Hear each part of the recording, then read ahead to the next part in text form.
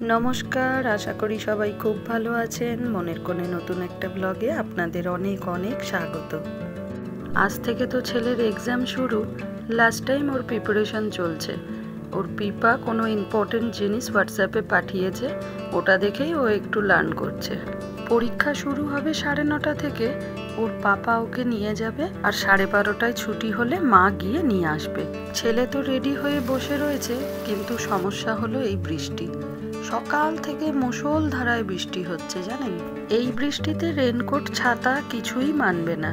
আমি স্কুলে 2বার ফোন করে ফেলেছি অলরেডি, কিন্তু ওনারা বললেন রাইট টাইমেই এক্সাম শুরু হবে। এত বৃষ্টিতে সমস্ত রাস্তাঘাট জলে ডুবে গেছে, আর আমাকে স্টেশনে পৌঁছাতে গেলে যে রাস্তাটা দিয়ে যেতে হবে, ওই রাস্তায় তো 1 হাঁটু করে জল। না তো টোটো যাবে, না অটো, আর বাইকও যাবে না, সাইলেন্সার পাইপ ডুবে যাবে। যদি বৃষ্টি থেমে যায় তাহলে তার 1 ঘন্টা পরে আবার রাস্তাঘাটের জল সব কমে যায়।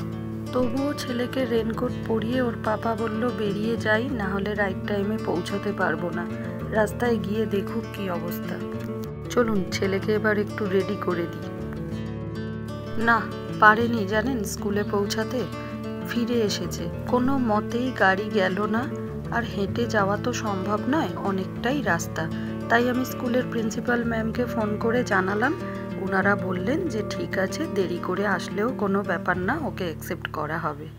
দেখুন না, আসার সময় সবার জন্য টিফিন নিয়ে চলে এসেছে। বৃষ্টির দিনে এরম গরম গরম কচুরি জিলিপি খেতে বেশ ভালোই লাগে। এখন বাজে প্রায় 12টা।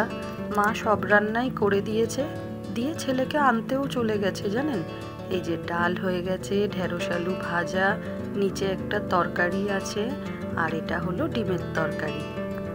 আর অল্প কয়েকজনের জন্য চিকেন হবে, সেটা করার জন্য মা আর সময় পায়নি, তাই চিকেনটাই আমিই করছি।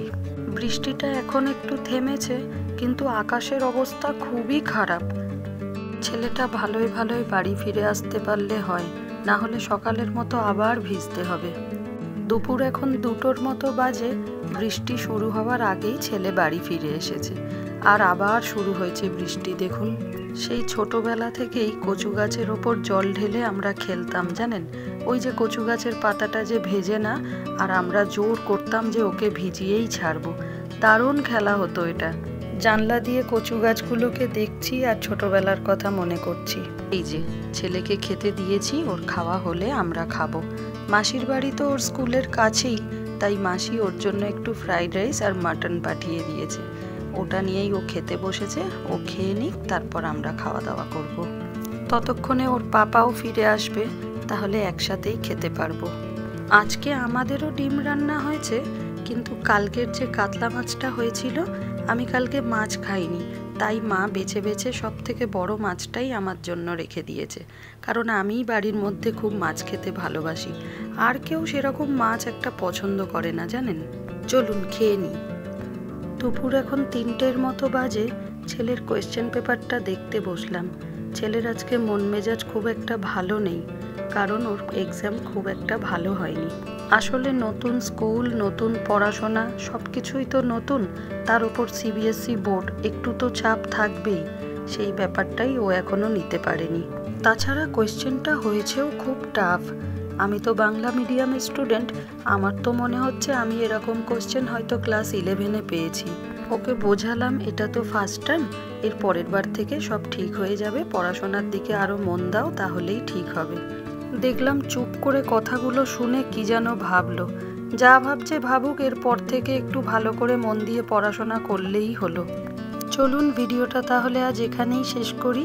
ভিডিওটা ভালো লাগলে একটা লাইক করবেন, কিছু ভুল ত্রুটি থাকলে অবশ্যই কমেন্টে জানাবেন, আর সাবস্ক্রাইব করে পাশে থাকবেন। দেখা হবে পরের একটা নতুন ব্লগে।